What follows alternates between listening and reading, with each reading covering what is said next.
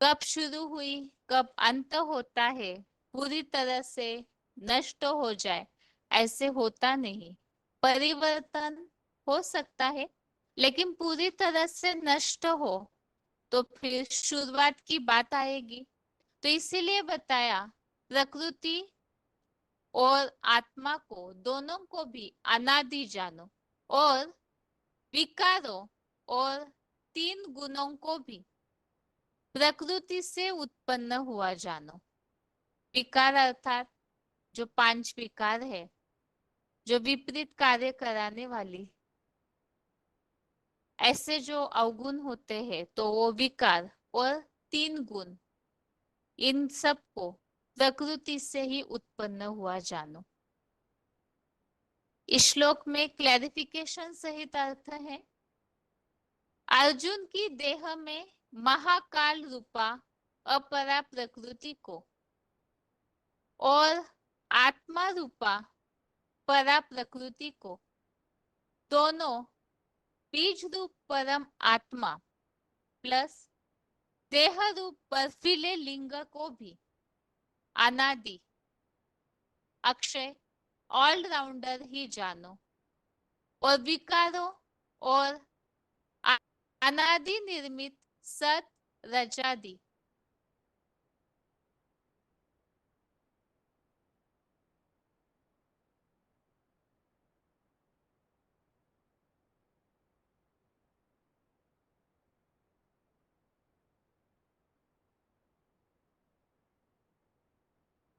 विकारों और अनादि निर्मित सत रजादि घटने बढ़ने वाले इन तीन गुणों को भी दैहिक महाभूतादि 23 तत्वों वाली लिंग रूपा अनादि अविनाशी प्रकृति से उत्पन्न हुआ जानो।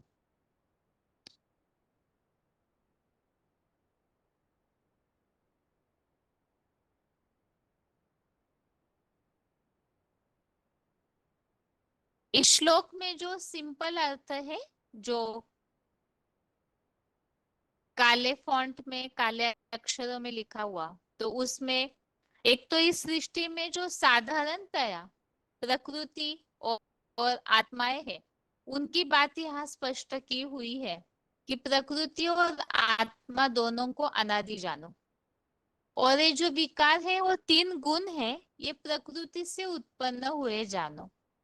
और इस श्लोक में क्लैरिफिकेशन वाले अर्थ में इस सृष्टि बीज अर्थात, जैसे शुरू में हम इसी अध्याय में समझ रहे थे क्षेत्र और क्षेत्रज्ञ, तो उसमें से जो अर्जुन रथ है, तो उन्हीं के लिए यहाँ समझानी दी हुई है क्लैरिफिकेशन वाले अर्थ में कि अर्जुन की देह में महाकाल रूपा अपरा प्रकृति अर्थात अर्जुन का जो शरीर है, जो पांच तत्वों से जुड़ा हुआ है, प्रकृति का पुतला, तो वो अपरा प्रकृति और आत्मा रूपा परा प्रकृति को, दोनों बीज रूप परम आत्मा और देह रूप बर्फीले लिंग को भी अनादि, अक्षय, ऑलराउंडर ही जानो,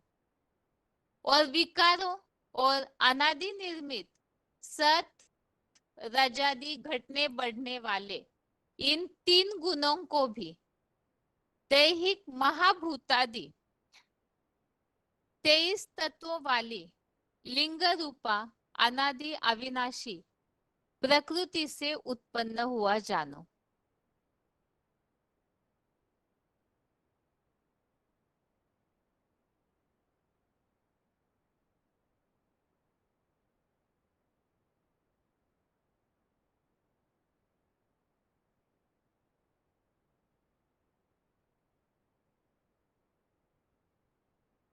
तो यहाँ अर्जुन रस संबंधित बातें बताई कि उनका जो शरीर है वो अपरा प्रकृति, और आत्मा के लिए कहा हुआ है परा प्रकृति, और इसके अलावा बीज रूप परमात्मा अर्थात ही जो अर्जुन रथ के द्वारा कार्य करने वाले सारथी और देह रूप बर्फीले लिंग को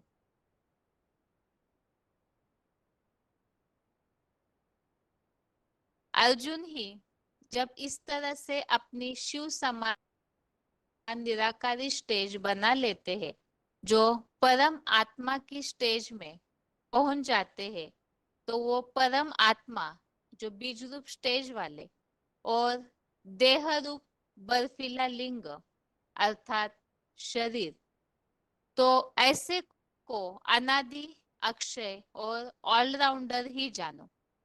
और इसके अलावा जो विकार है और अनादि निर्मित जो प्रकृति से जुड़े हुए तीन गुण है, सत, सत, रज और तम, ये तीन जो समय प्रति समय घटने बढ़ने वाले गुण है, जैसे कि सत्युग की शुरुआत में सतोगुण की प्रधानता रहती है, रज और तमोगुण मर्ज रूप में रहते हैं, और द्वापर कलयुग में फिर द्वापर में जैसे रजोगुण ऊपर उठा हुआ होता है, सतोगुण जो है वो मर्ज होने लगता है, और कलयुग में फिर जैसे तमोगुण ऊपर उठता है।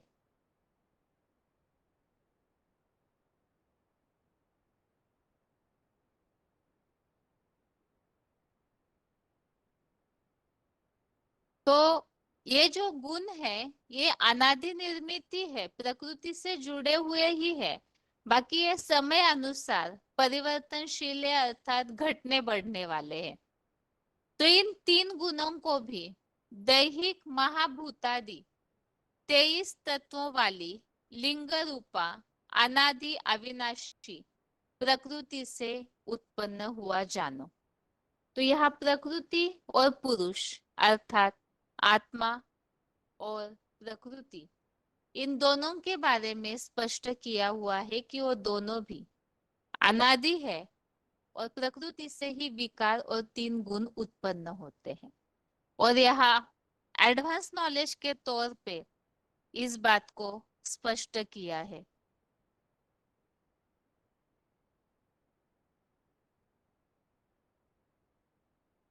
अभी इस श्लोक संबंधित आगे रेफरेंस श्लोक देखते हैं।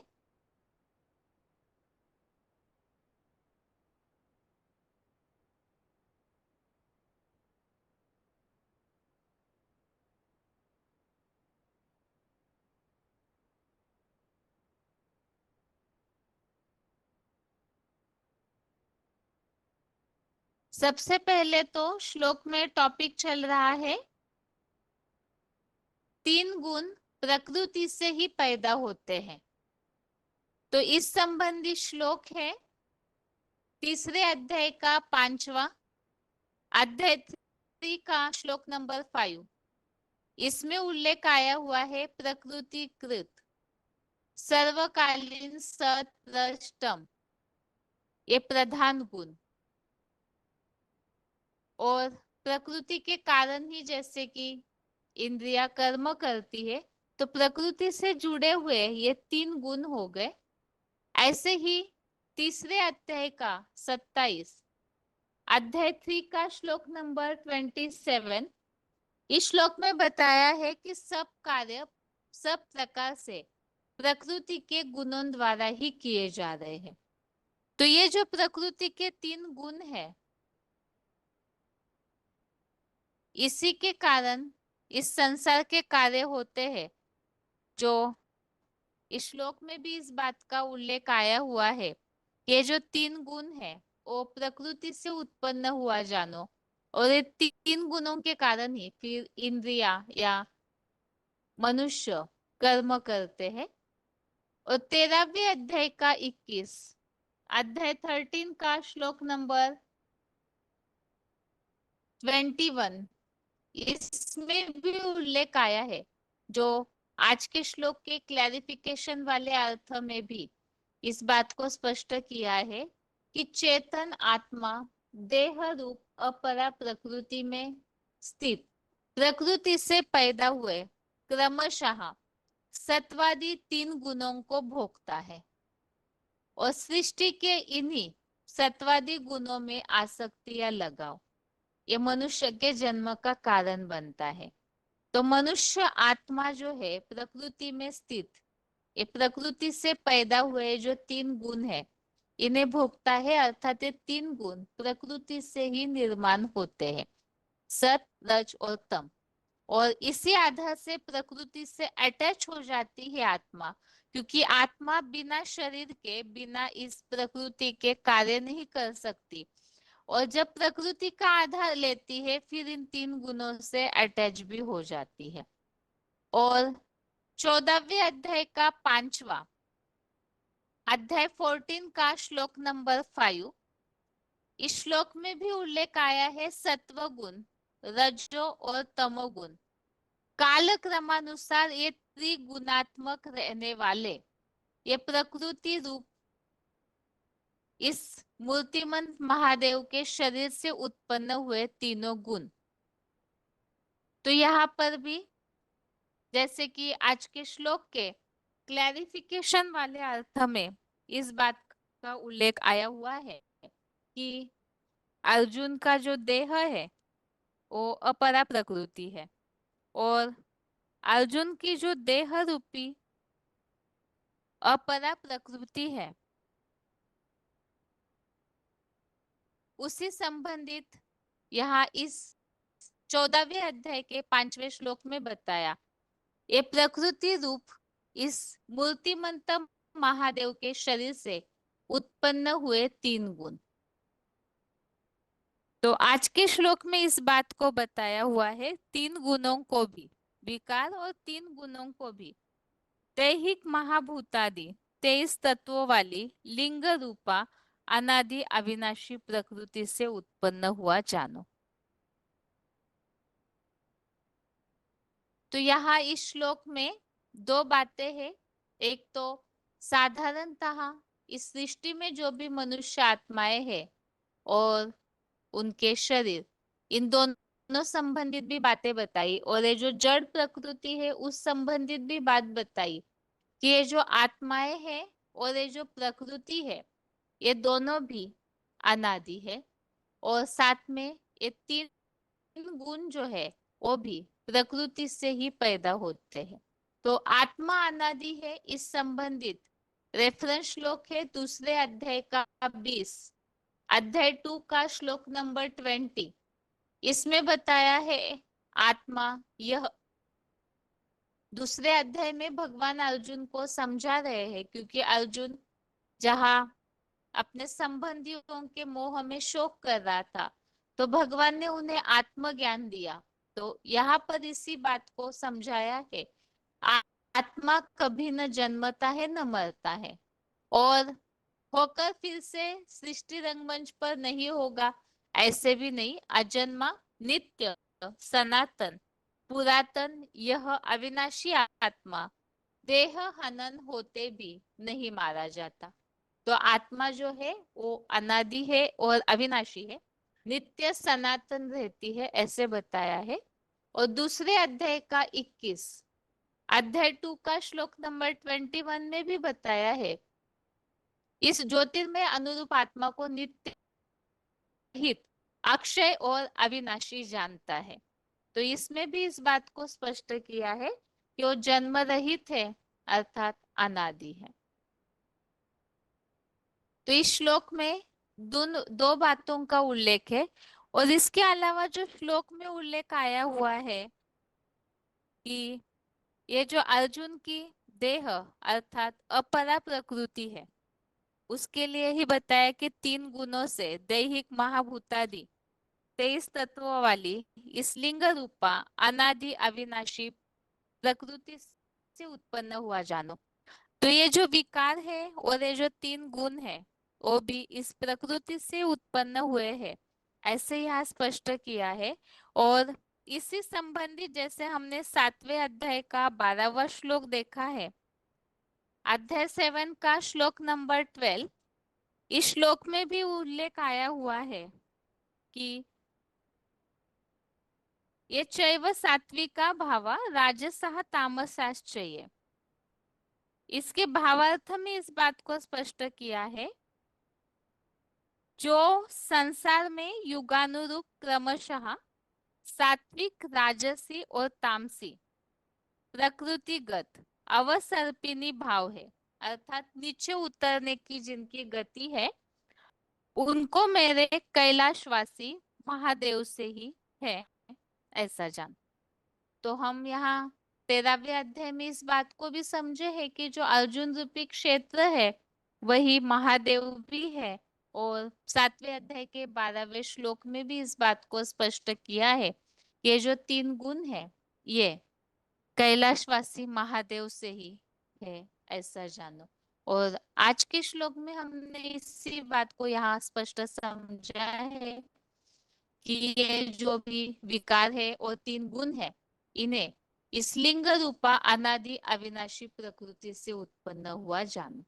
तो आज के श्लोक संबंधित यहाँ रेफरेंस श्लोक हमने समझे हैं, और श्लोक का अर्थ अर्थात सार यही है कि प्रकृति और आत्मा दोनों भी अविनाशी है, और विकार और प्रकृतिगत 3 गुण जो है वो बताया कि प्रकृति से उत्पन्न हुए हैं, और यहाँ क्लैरिफिकेशन वाले अर्थ में इस बात को स्पष्ट किया है कि ये जो दैहिक महाभूतादि लिंग रूपा अनादि अविनाशी प्रकृति अर्थात अर्जुन रथ, तो उनसे ही ये प्रकृति से उत्पन्न हुआ जानो। अभी आगे उच्चारण सुनते हैं, और श्लोक में जो बात आई है अपरा प्रकृति और परा प्रकृति रूप आत्मा अर्थात क्या, और अर्जुन की जो देह है उसे अपरा प्रकृति क्यों कहा है और आत्मा को परा प्रकृति क्यों कहा है, और इसके अलावा अनादि है अर्थात क्या, इसे पॉइंट्स के द्वारा समझेंगे।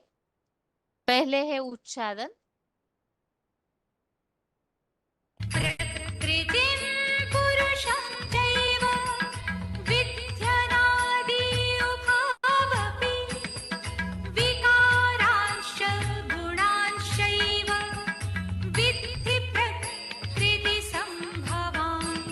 अर्जुन की देह में महाकाल रूपा अपरा प्रकृति को और आत्मा रूपा परा प्रकृति को, दोनों बीज रूप परम आत्मा प्लस देह रूप बर्फीले लिंग को भी अनादि अक्षय ऑलराउंडर ही जानो, और विकारों और अनादि निर्मित सतरजादि घटने बढ़ने वाले इन 3 गुणों को भी दैहिक महाभूतादि 23 तत्वों वाली लिंग रूपा अनादि अविनाशी प्रकृति से उत्पन्न हुआ जानो। प्रकृतिं पुरुषं चैव विद्यनादि उभावपि विकारांश्च गुणांश्चैव विद्धि प्रकृतिसंभवान्।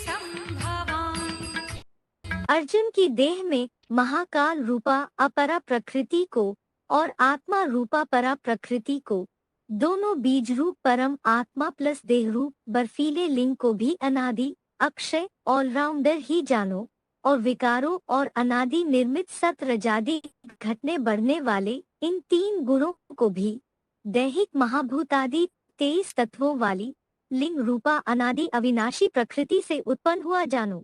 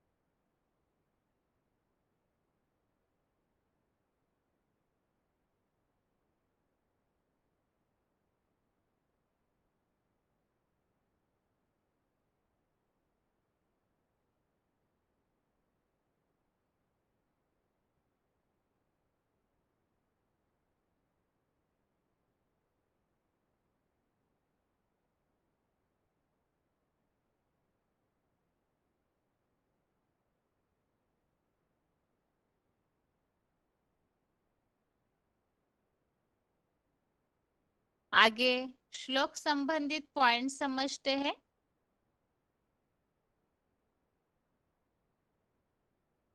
VCD number 2492, VCD number 2492, 6 minute 6 minutes के बाद से लिया हुआ पॉइंट है। अर्जुन की देह में महाकाल रूपा अपरा प्रकृति और आत्मा रूपा परा प्रकृति को अनादि जान। गीता में कहा गया अपरा प्रकृति, नीची टाइप की। तो दोनों प्रकार की जो प्रकृति है, परा प्रकृति आत्मभाव वाली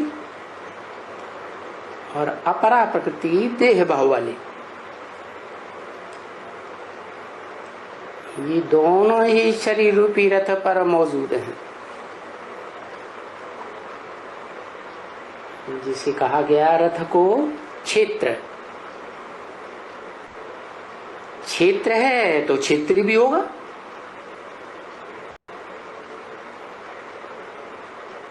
क्षेत्री हुआ अर्जुन, उस अविनाशी शरीर रूपी क्षेत्र कहो, रथ कहो। इसे आत्मा अविनाशी है, लेकिन वो शरीर भी उस आत्मा का अविनाशी है। इस षष्ठी रूपी रंगमंच पर वो आत्मा जरूर कोई न कोई शरीर रह करके ही षष्ठी पर रहती है। कल्पांत काल में सब शरीरों का विनाश हो जाएगा, लेकिन उस आत्मा के शरीर का विनाश नहीं होगा। शिवलिंग में लिंग रूप बड़ा शरीर भी दिखाया गया, परंतु उसको कर्मेंद्रियां ज्ञानेंद्रियां नहीं दिखाते। माना वो ऐसी स्मृति की स्टेज में टिकता है, ऐसी ऊंची स्टेज है कि उसे कर्मेंद्रियों का ज्ञान इंद्रियों का उस आत्मा को भान ही नहीं रहता। तो वो लिंग हो गया देह रूपी प्रकृति की यादगार, जो देह इस सृष्टि पर कल्पांत काल में भी मौजूद रहती है। इसलिए उसको कहा जाता है कालों का काल, महाकाल, जिसको कोई काल खा नहीं सकता।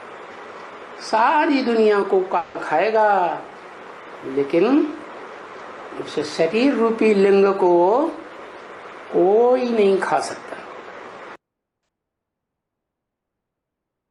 इस पॉइंट को फिर से सुनते हैं ताकि ये पॉइंट ठीक रीति से समझ में आए। गीता में कहा गया अपरा प्रकृति, नीची टाइप की।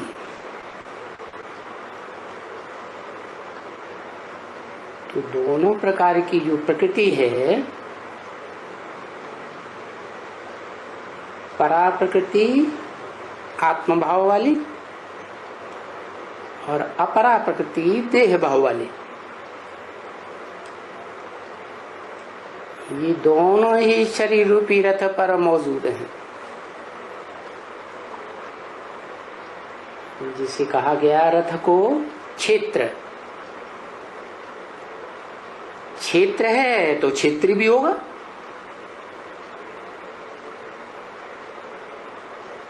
क्षेत्री हुआ अर्जुन, उस अविनाशी शरीर रूपी क्षेत्र कहो, रथ कहो। इसे आत्मा अविनाशी है, लेकिन वो शरीर भी उस आत्मा का अविनाशी है। इस षष्ठी रूपी रंगमंच पर वो आत्मा जरूर कोई न कोई शरीर रह करके ही षष्ठी पर रहती है। कल्पांत काल में सब शरीरों का विनाश हो जाएगा, लेकिन उस आत्मा के शरीर का विनाश नहीं होगा। शिवलिंग में लिंग रूप बड़ा शरीर भी दिखाया गया, परंतु उसको कर्मेंद्रियां ज्ञानेंद्रियां नहीं दिखाते। माना वो ऐसी स्मृति की स्टेज में टिकता है, ऐसी ऊंची स्टेज है कि उसे कर्म इंद्रियों का ज्ञान इंद्रियों का उस आत्मा को भान ही नहीं रहता। तो वो लिंग हो गया देह रूपी प्रकृति की यादगार, जो देह इस सृष्टि पर कल्पांत काल में भी मौजूद रहती है। इसलिए उसको कहा जाता है कालों का काल महाकाल, जिसको कोई काल खा नहीं सकता। सारी दुनिया को काल खाएगा, लेकिन उस शरीर रूपी लिंग को कोई नहीं खा सकता। आगे अगला पॉइंट है audio number 263, audio number 263, 2 minute 2 minutes के बाद से लिया हुआ पॉइंट है देह रूप बर्फीला लिंग।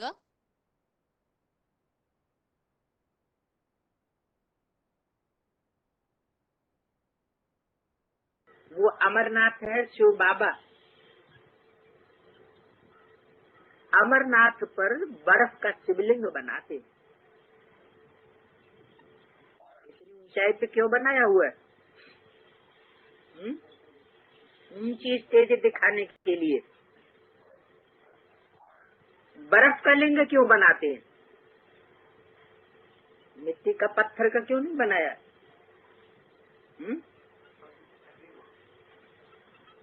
नहीं, ऊंचे से ऊंचा बाप है तो ऊंचे से ऊंचा कर्तव्य करके दिखाया होगा ना। जितना ऊंचा कर्तव्य कोई और नहीं कर सका। तो अमरनाथ की इतनी ऊंचाई दिखाने का मतलब है ऊंचे से ऊंची स्टेज। कैसी स्टेज ऊंचे से ऊंची? कि लिंग भी कैसा हो गया? बर्फ के समान। माना कर्मेंद्रियां ठंडी हो गई। लिंग का मतलब है ऐसी ऊंची स्टेज जिसमें नाक आंख कान आदि कर्मेंद्रियों का ध्यान रहा नहीं। तो ऐसी बुद्धि की स्टेज को चित्रकार कैसे दिखाए? वो निराकारी स्टेज को कैसे दिखाए? अगर कर्मेंद्रियों को दिखाएगा तो बौद्धिक स्टेज साबित नहीं होती। इसलिए जैसे कि कर्मेंद्रियां है ही नहीं, जब कर्मेंद्रियां ही नहीं है तो क्या रह गया? ये शरीर जैसे लिंग रह गया। पूजा कोई निराकार की थोड़ी हो सकती है। पूजा के लिए, अर्चना के लिए, वंदना के लिए बड़ा रूप चाहिए। बिंदु रूप को तो सिर्फ याद किया जा सकता है, ऐसे नहीं अपने आप से बन पड़ता है। क्या क्या अपने आप बन पड़ता है? बर्फ का लिंग माना पुरुषार्थ से बनता है क्या है? हाँ, ऐसी कर्मेंद्रियों की ठंडी स्टेज पुरुषार्थ से ही बनती है। बनाते हैं खुद।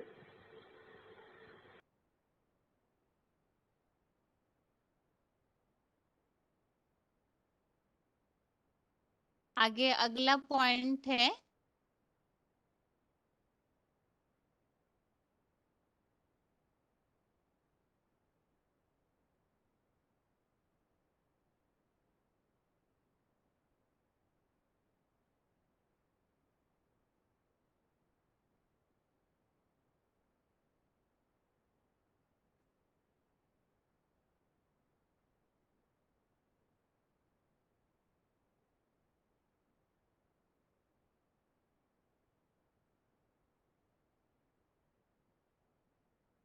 वार्तालाप number 1255, discussion number 1255, 29 minute 29 minutes के बाद से लिया हुआ पॉइंट है। बीज रूप परम आत्मा प्लस देह रूप लिंग भी अनादि। और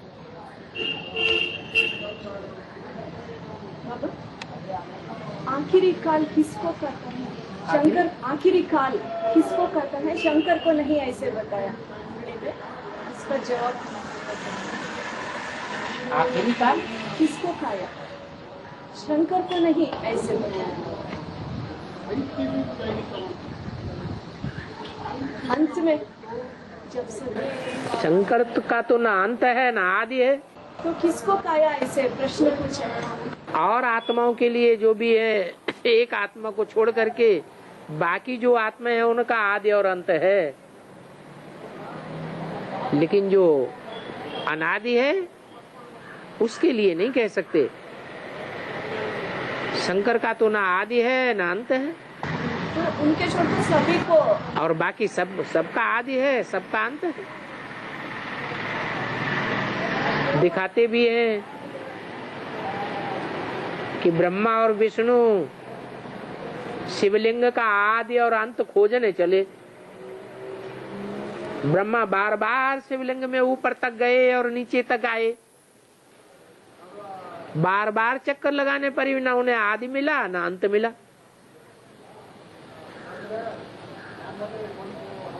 तो लिंग का अर्थ ही है परमात्मा शिव, जिसमें प्रवेश करते हैं। जिसमें प्रवेश करते हैं वो शरीरधारी ही शंकर है।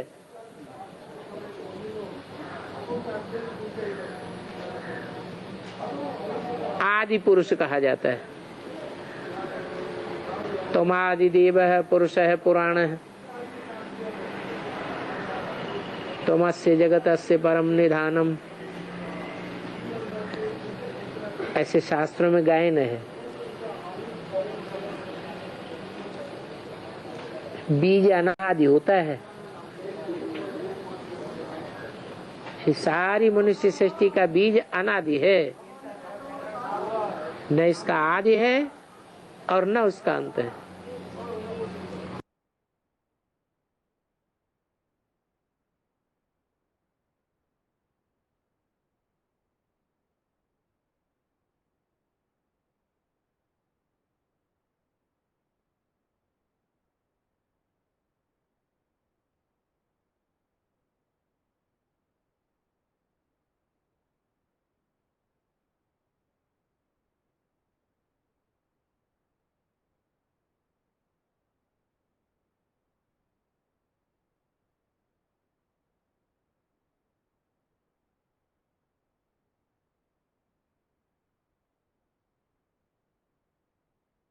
आगे अगला पॉइंट है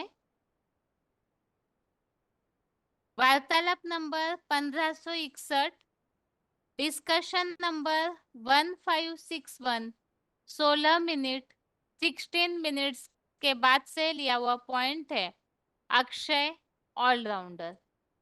जो श्लोक में बात आई हुई है, दोनों को भी अर्थात बीज रूप परम आत्मा और देह रूप बर्फीले लिंग को भी अनादि अक्षय ऑलराउंडर ही जानो।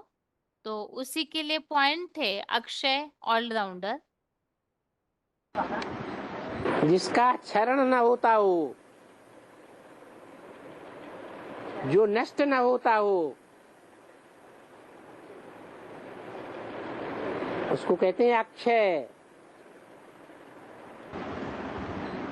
तिरुपति का नाम अक्षय क्षेत्र का नाम दिया बाबा, क्या बाबा?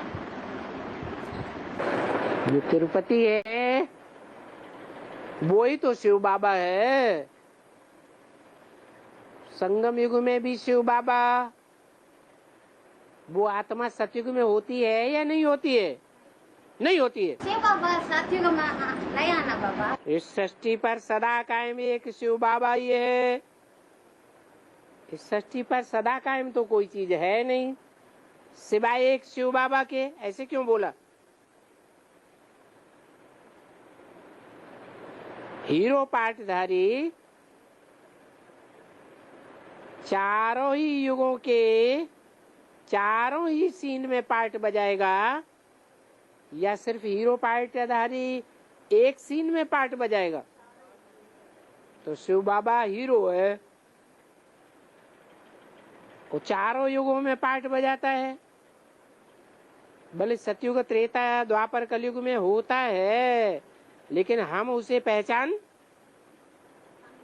नहीं पाते हैं, लेकिन होता तो है ना। तो अक्षय हुआ या क्षय हो गया? और आत्माओं का पार्ट जरूर क्षय होता है। कोई का 1 दिन, कोई का 4 दिन, कोई का 8 दिन, कोई का 1 जन्म। जैसे ब्रह्मा का पार्ट 1 जन्म के लिए क्षय हो गया, इब्राहिम का कहेंगे 21 जन्म के लिए क्षय हो गया। वो आधा कल पार्ट बजाएगा? नहीं बजाएगा, परम धाम में पड़ा रहेगा। वो कोई पार्ट बजाना थोड़ी हुआ, वो कोई जीवन हुआ। तो जिस आत्मा का जीवन इस रंगमंच पर पूरा 84 जन्म है, एक दिन भी कम नहीं, वो पार्टधारी कहेंगे अक्षय पार्टधारी, अनंत। अगला पॉइंट है वार्तालाप नंबर 336, डिस्कशन नंबर 336। 1 घंटा 6 मिनट 1 आवर 6 मिनट्स के बाद से लिया हुआ पॉइंट है। विकार और 3 गुण भी लिंग रूपा प्रकृति से उत्पन्न है। रामबली आत्मा पहले वैश्य बनती है कि पहला वैश्य?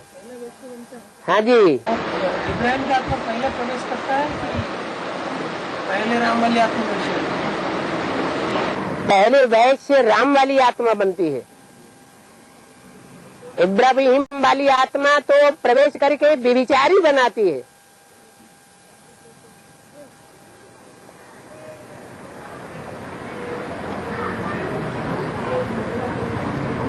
बाइबल में और कुरान मुसलमानों के ग्रंथों में वो कथा आई है, और एडम ईव जन्नत में भेजे गए,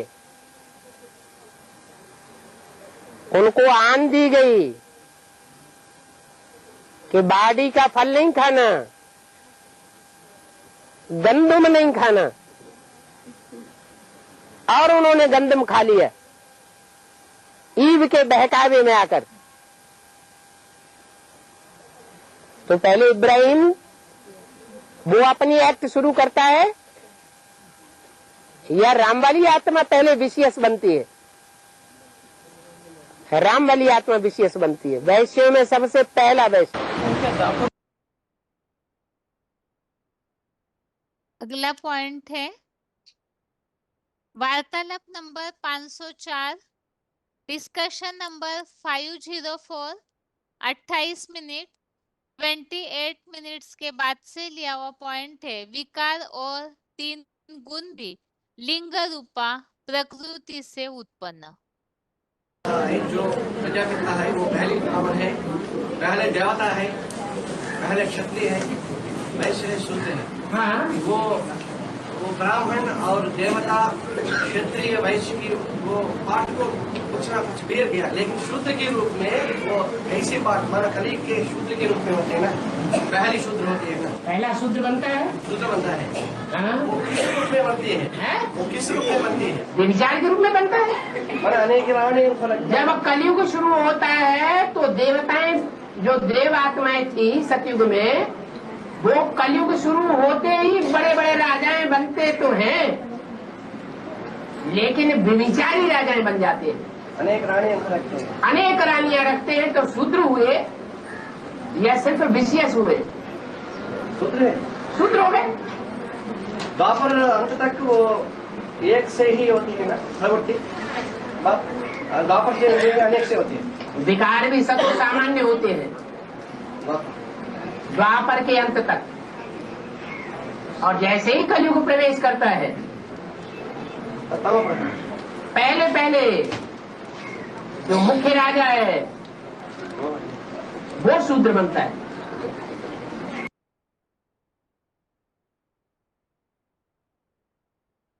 इस तरह से आज के क्लास में हमने 13वें अध्याय का 19वां श्लोक समझा है और जिसमें मुख्य बातों को यहाँ पॉइंट्स के आधार से समझा है।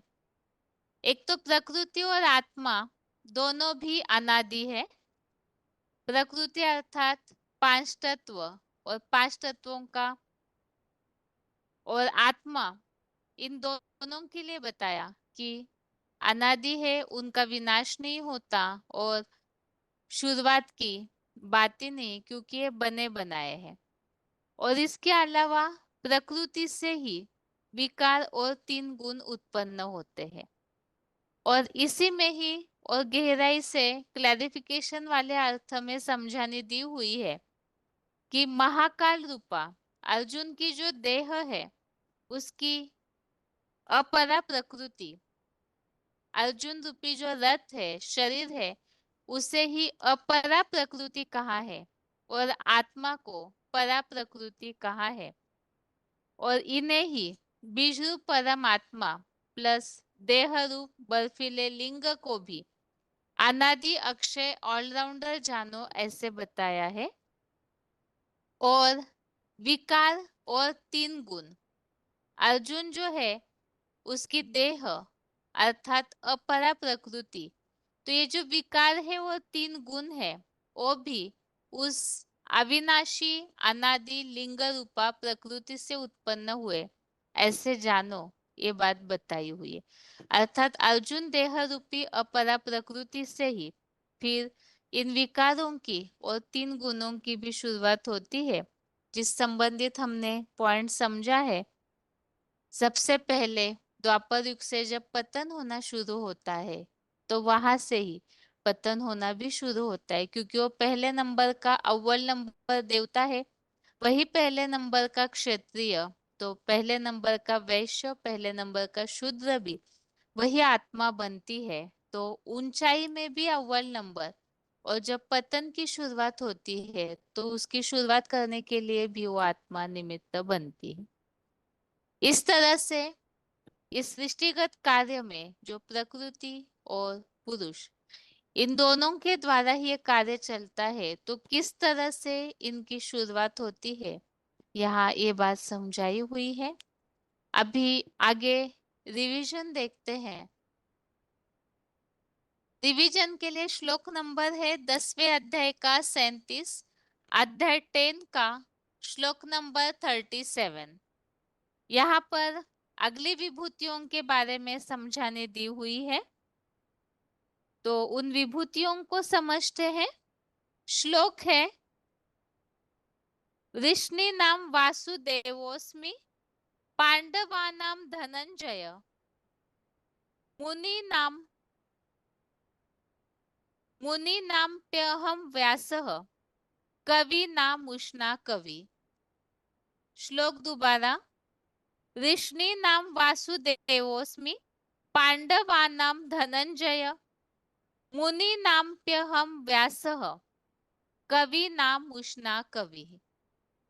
अर्थात ज्ञान वर्षा करता किंतु धारण करता नहीं, ऐसे ऋष्णि वंशी यूरोपवासी यादवों में ज्ञान धन दाता वासुदेव शिव का पुत्र वासुदेव, यादवों का भी बाप बम बम महादेव हूँ, ब्रह्मलोकीय मार्गदर्शी पंडारूप पांडु का पुत्र ज्ञान धन जेता अर्जुन हूँ, द्वापर के मननशील मुनियों में मैं कपिल की आत्मा व्यास हूँ, और कवियों में शुक्रानु विद्या का आचार्य और हिंसा युक्त कामी असुरों का गुरु उष्णा कवि भी हूँ।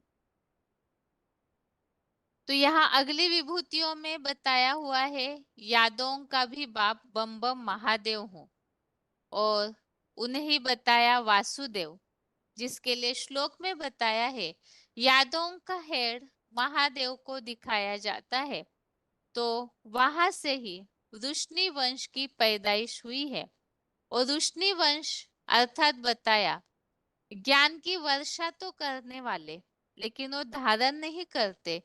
तो यूरोपवासी यादवों में भी ज्ञान धन का दाता वसुदेव, शिव का पुत्र वासुदेव।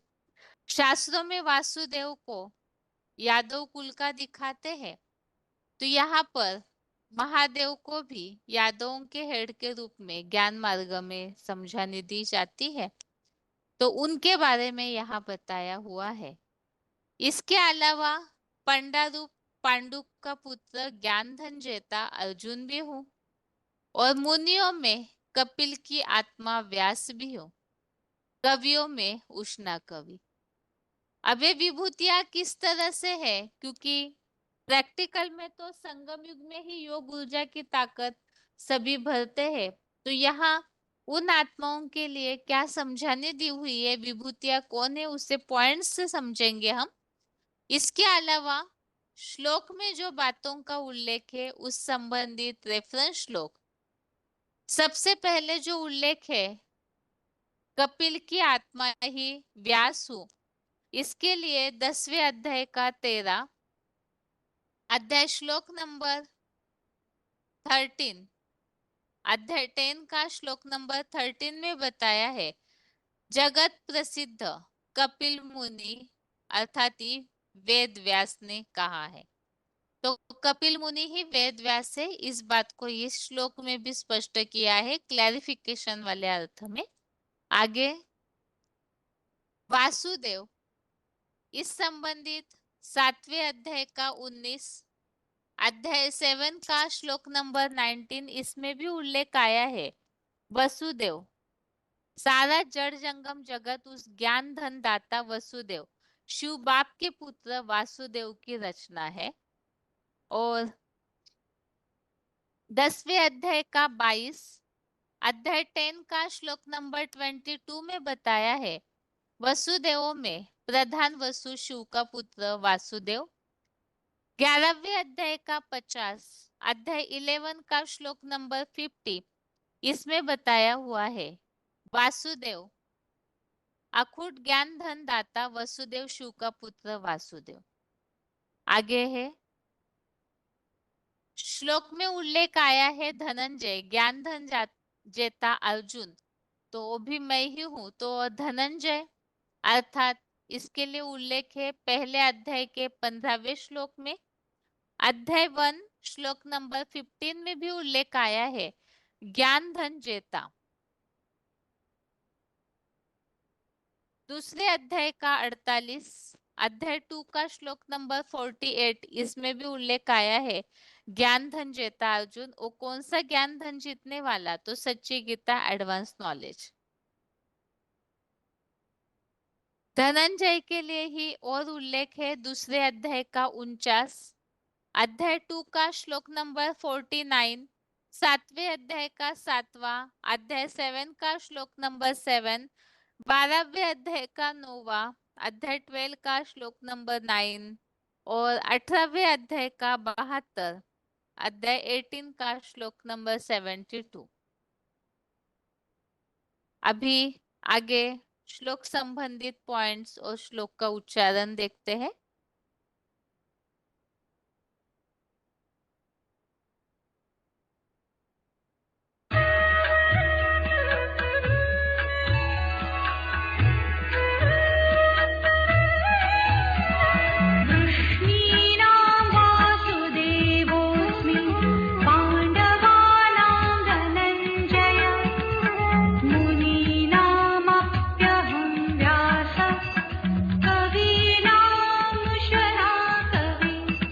वृष्णीनाम वासुदेवा अस्मि, वृष्णिवंशी में वासुदेव हूँ।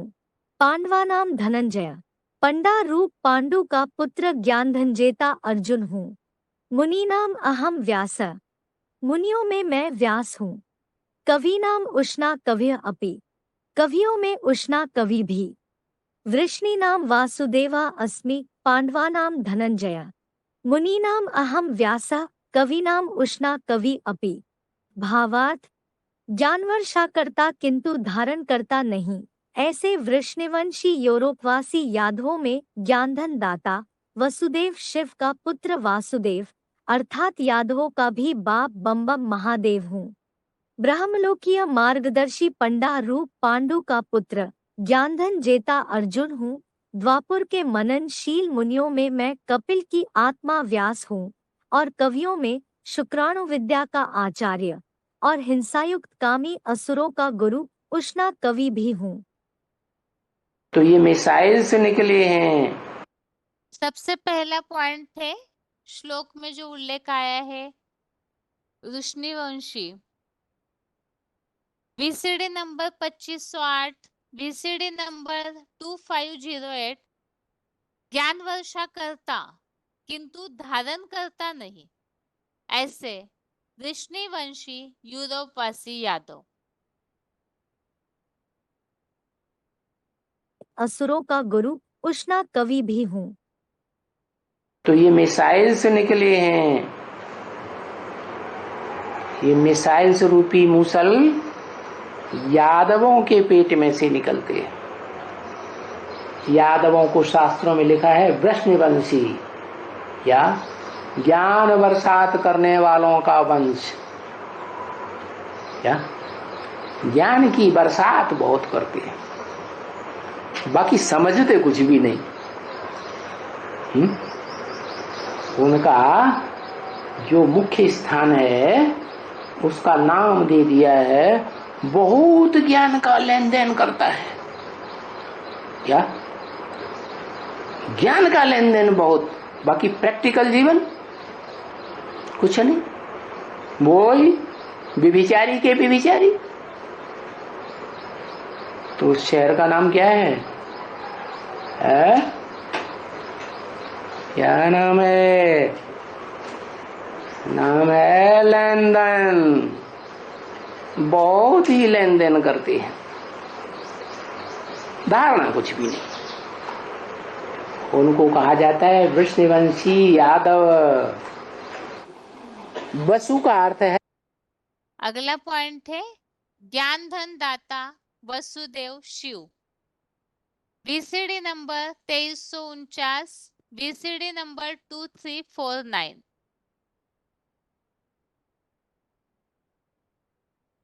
को कहा जाता है वृष्णिवंशी यादव। वसु का अर्थ है धन संपत्ति। देव माने देने वाला।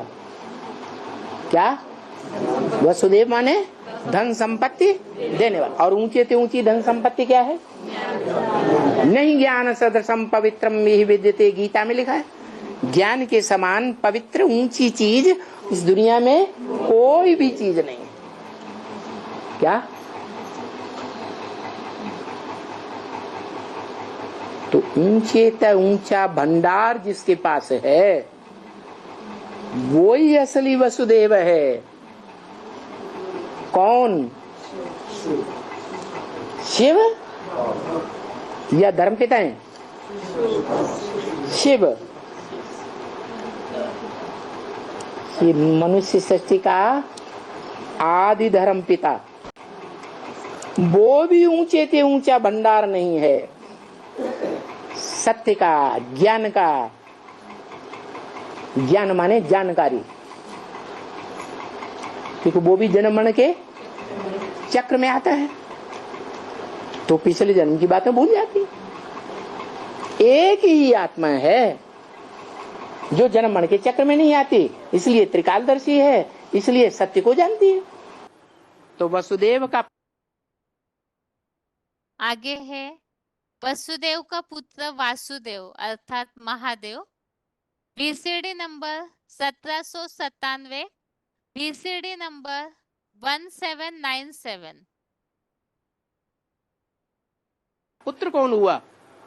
वासुदेव। वो वासुदेव किसके लिए कहा? उन्होंने तो कृष्ण के लिए लगा दिया, लेकिन वासुदेव है कौन?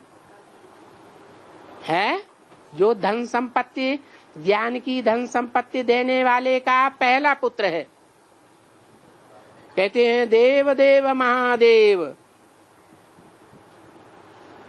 देव ब्रह्मा, देव विष्णु, देव देव कहते हैं कि महादेव, तीसरा महादेव, माने देव देव हो गए दो। कौन कौन? ब्रह्मा और विष्णु, और महादेव शंकर। तो बाबा मुरली में पूछते हैं बड़ा कौन हुआ? है महादेव बड़ा हुआ। सूक्ष्म वतन में भी ऊंची स्टेज में किसको दिखाते हैं? शंकर को दिखाते हैं। तो वासुदेव वास्तव में किसका नाम हुआ? है शंकर का ही नाम हुआ। यादवों के पेट से मूसल निकले। अगला पॉइंट है यादवों का भी बाप बम बम महादेव, VCD नंबर 667।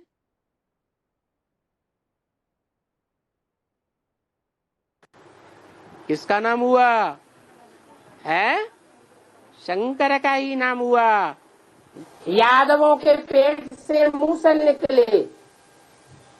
उन मूसलों से वो आपस में युद्ध करके उन्होंने सारे संसार को नष्ट कर दिया, खुद के वंश को ही खत्म कर दिया। लेकिन सच्चा अर्थ तो परमपिता परमात्मा ही आकर के बताता है। शास्त्रों का सार क्या है वो भगवान के अलावा कोई नहीं बता सकता। वो स्वयं इस सृष्टि का सार है। वो आकर के बताता है कि शास्त्रों में स्थूल रूप में जो बातें लिखी हुई हैं वो प्रतीकात्मक बातें हैं। उनका लाक्षणिक अर्थ है।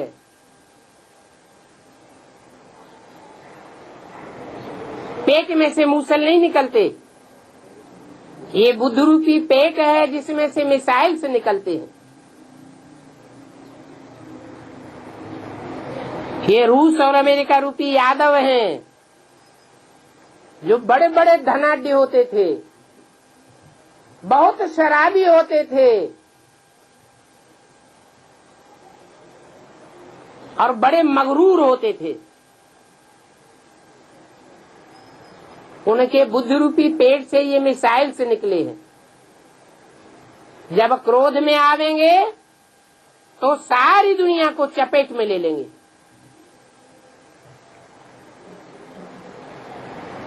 परंतु नुधा हुआ है ये विनाश का कार्य शंकर के माथे चढ़ा हुआ है। शंकर द्वारा विनाश।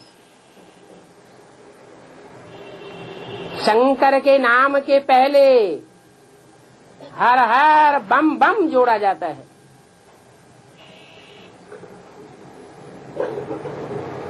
ये बम शब्द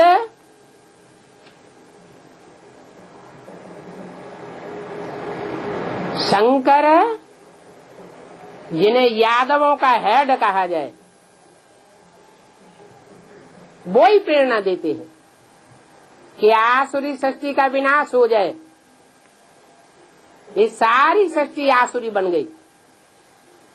आसुरी धर्म सारी दुनिया में फैल गए और आदि सनातन देवी देवता धर्म की स्थापना लोप हो गई। वो लोप हुए धर्म को स्थापन करने के लिए ये आसुरी सृष्टि का विनाश जरूरी है, क्योंकि देव आत्माएं बहुत थोड़ी होती हैं और असुरों की संख्या बहुत ज्यादा होती है। शिव बाबा है पांडवों का हेड। आगे है अगला पॉइंट यादवों का भी बाप बम बम महादेव, वार्तालाप number 1204, discussion number 1204।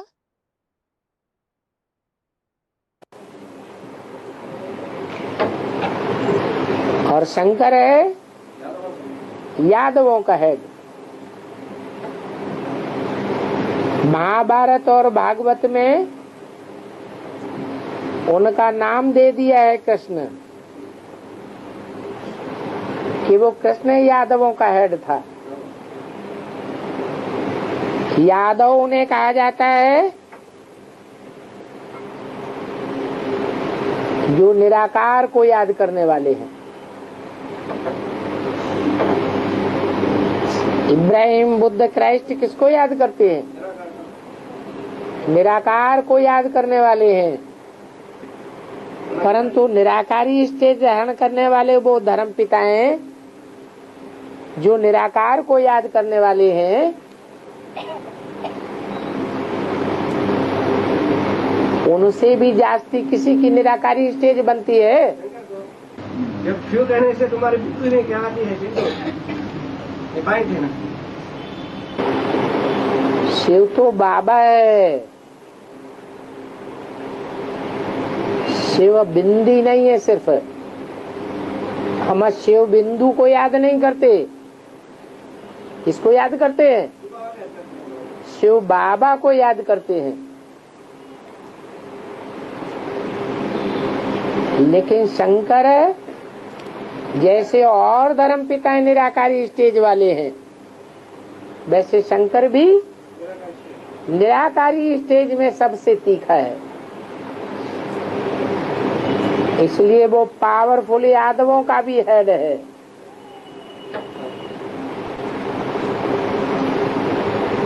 Kaurava, Pandav, Yadav आज की दुनिया में भी तीनों हैं। परंतु आज की दुनिया में भी जो तीनों संप्रदाय हैं उनमें सबसे जास्ती पावरफुल कौन है? रशिया और अमेरिका रूपी यादव। और उन यादवों का भी हेड कितना पावरफुल हो गया।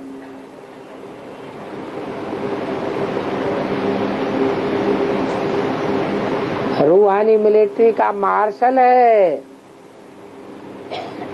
शंकर। तो दुनिया की जो भी मनुष्य आत्माएं हैं उन मनुष्य आत्माओं के बीच में सबसे जास्ती पावरफुल पार्ट है। इसलिए शंकर को यादव कहा है।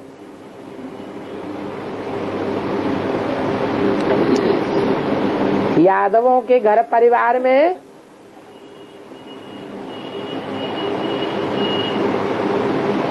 दूध घी की पैदाइश बहुत होती है। दूध कहा जाता है ज्ञान का दूध और घृत कहा जाता है याद का घृत।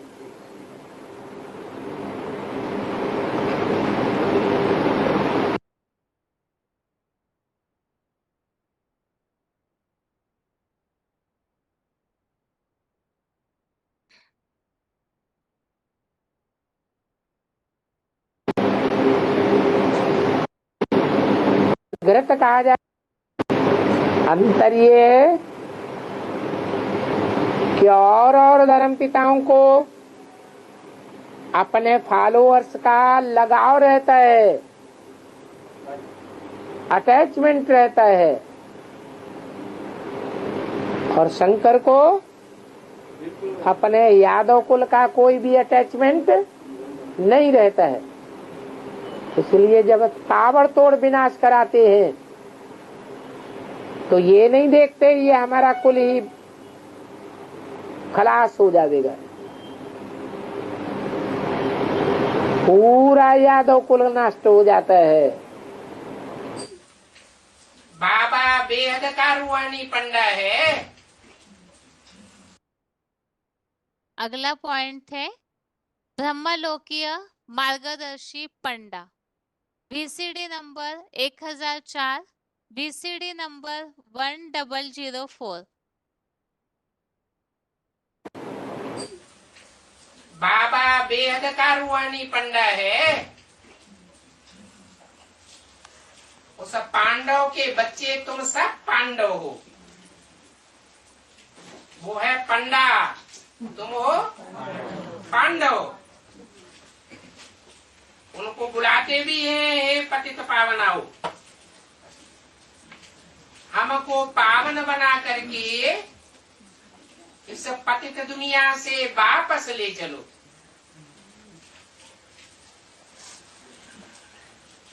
वो सभी है जिस्मानी पंडित,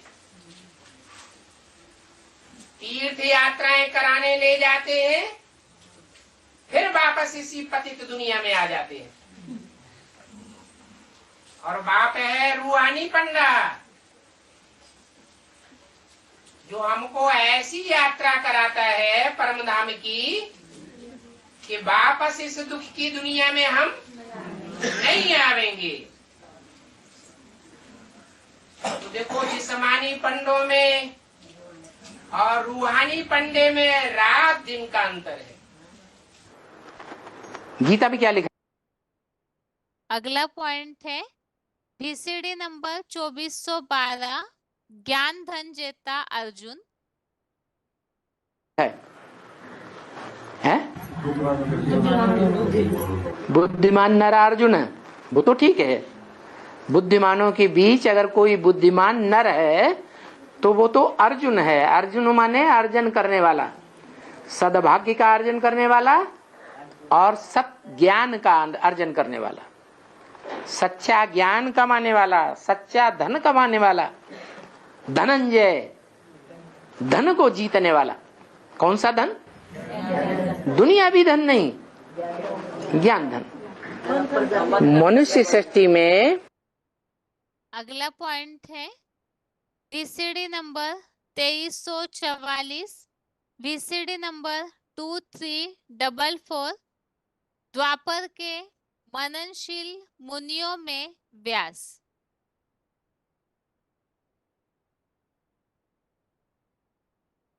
नहीं, ज्ञान धन। मनुष्य सृष्टि में जो हीरो पार्टधारी आत्मा है वो मनन चिंतन मंथनशील है, सबसे जास्ती मनुष्य आत्माओं के बीच। और आत्माओं के बीच है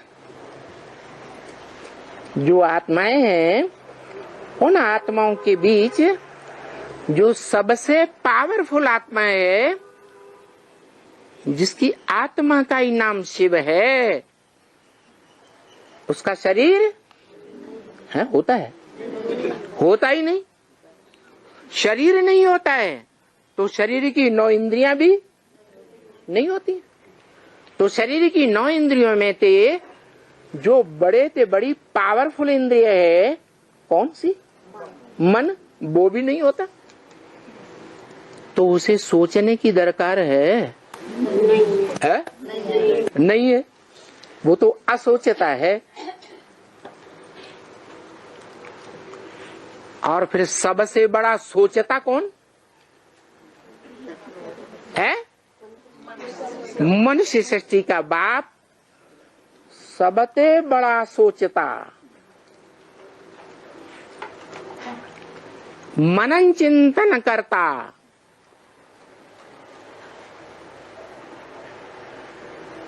ऐसा मनन चिंतन करता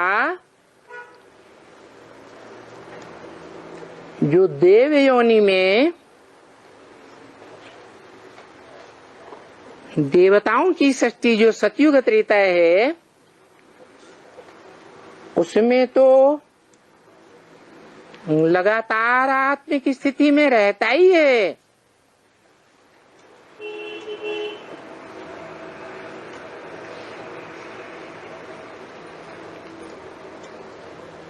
आत्मिक स्थिति से बाहर जाता ही नहीं। माना आत्मा चंचल होती ही नहीं। परंतु द्वैतवादी द्वापर युग से वो आत्मा सबसे जास्ती मन चलाने वाली बनती है, या और मनुष्य आत्माओं के मुकाबले कम मनन चिंतनशील बनती है? है। हाँ, तो सबसे जास्ती मनन चिंतन मंथनशील होने के कारण उसका हिस्ट्री में नाम भी रहा होगा। काम के आधार पर नाम होता है ना, है? तो बताओ, द्वापर के आदि में उस आत्मा का क्या नाम रहा होगा? हाँ, वि माने विशेष, आस माने बैठ गया। किस विशेष काम के लिए बैठ गया?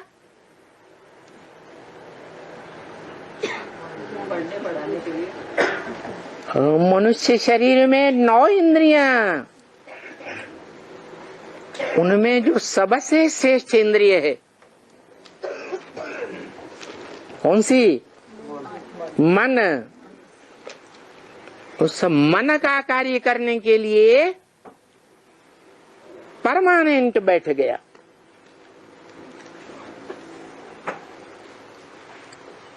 तो उसका नाम पड़ा व्यास। विशेष रूप से बैठ गया। क्योंकि साधारण जो इंद्रियां हैं, कर्म इंद्रियां और थोड़ी श्रेष्ठ ज्ञान इंद्रियां, उनका कार्य करने वाली तो बहुत आत्माएं हैं, लेकिन श्रेष्ठ ते श्रेष्ठ इंद्रिय जो मन है, उस मन का कार्य करने वाली सिर्फ कौन सी इंद्रिय? और उस इंद्रिय का काम करने वाला कौन सा व्यक्ति? जिसका काम के आधार पर नाम पड़ा व्यास। क्या काम किया?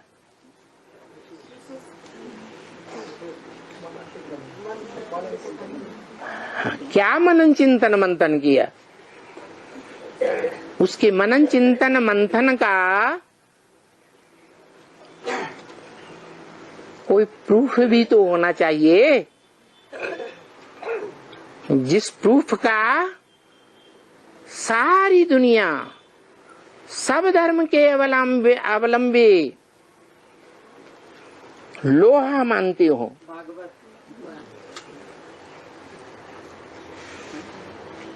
भागवत तो बाद में बनाया हुआ पुराण है। पुराणों से भी पहले उपनिषद बने। पुराणों में भी वेदों की व्याख्या है, बड़ी लंबी चौड़ी व्याख्या है,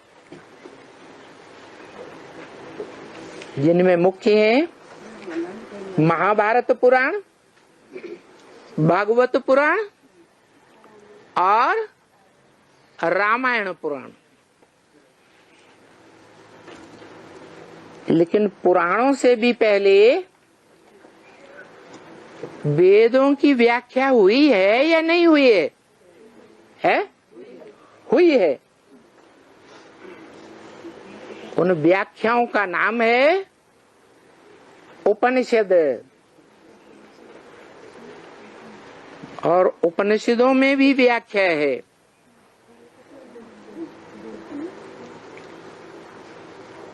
उपनिषद से पहले शतपथ ब्राह्मण आदि लिखे गए।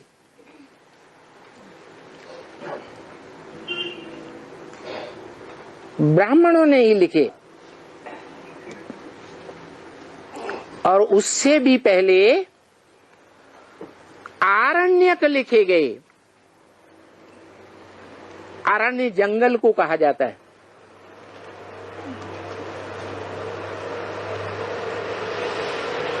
जो जीवन भर जंगल में रह करके मनन चिंतन मंथन के कार्य में लगे रहे, उस कार्य का नाम पड़ा आरण्यक। आरण्यक भी वेदों की व्याख्या थी।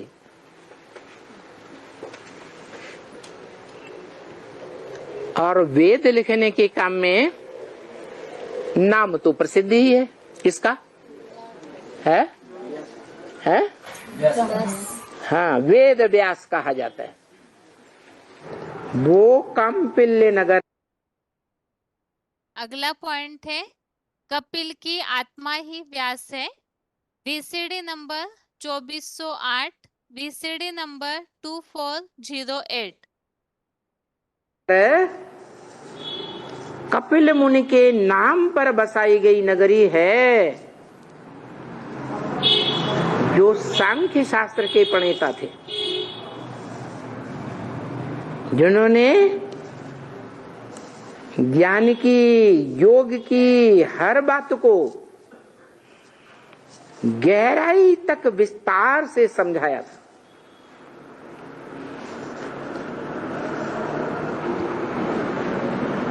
सिद्ध प्राप्त,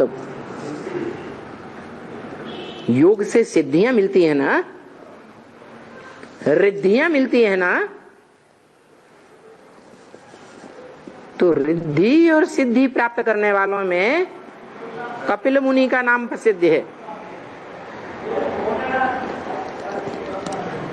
व्यास का भी नाम प्रसिद्ध है। महाभारत में भी चाहे कौरव हो चाहे पांडव हो, और चाहे यादवों का हेड है, हाँ, हेड हो, सबके बीच में उसकी मान्यता थी। किसकी है? व्यास की।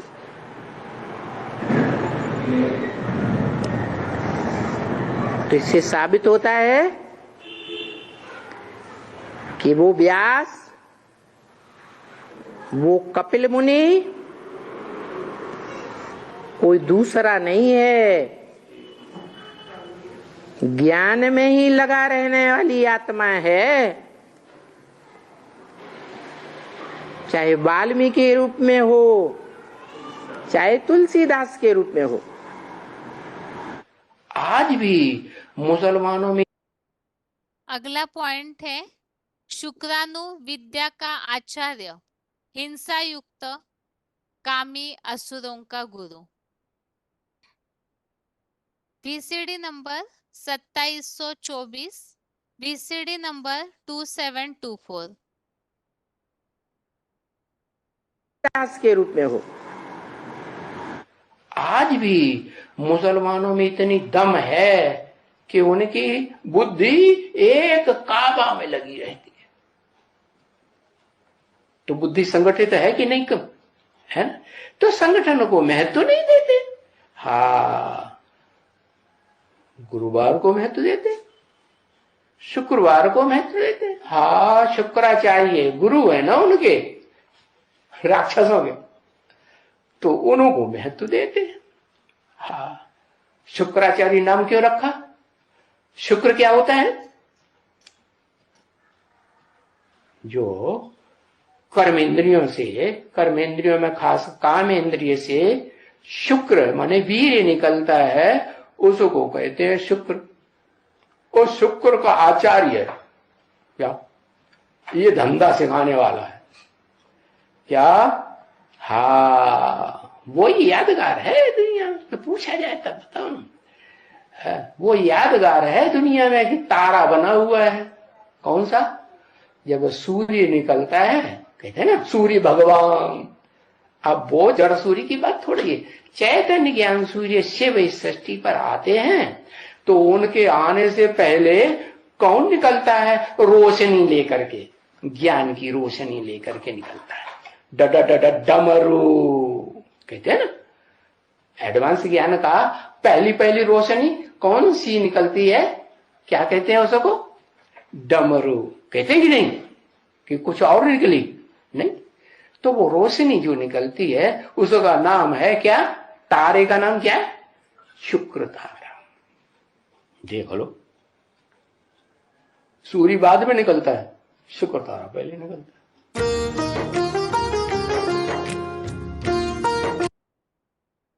इस तरह से 10वें अध्याय के 37 नंबर श्लोक में जो विभूतियां बताई हुई है उसे हमने समझा है।